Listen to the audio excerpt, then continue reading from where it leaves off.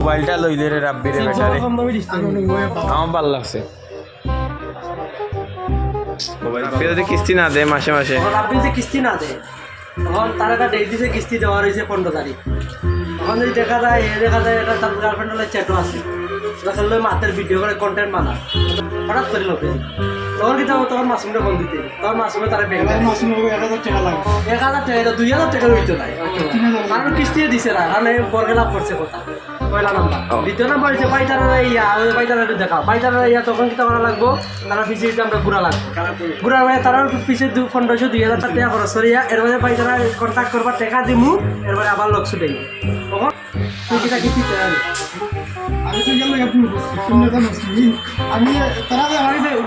আমি ফোন করি তারা তো মোবাইল এতটা কইছি না কিন্তু আমার বাচ্চা কি 3000 খাই লিয়েছে আমি একটু নাউজুবিল্লাহ আস্তাগফিরুল্লাহ ক্লেম তো মাসুম স্যার আল্লাহ বিষয় পয়সা তো কিস্তি দিবে নি দেখো যে থেকে শুনতে পারতাম না আমার উপরে দিন ঠিক আছে ভিডিও তো সাক্ষী দিবি আমি তো নিজের ইচ্ছা 10 তারিখে না দিন মাথা মাসিস না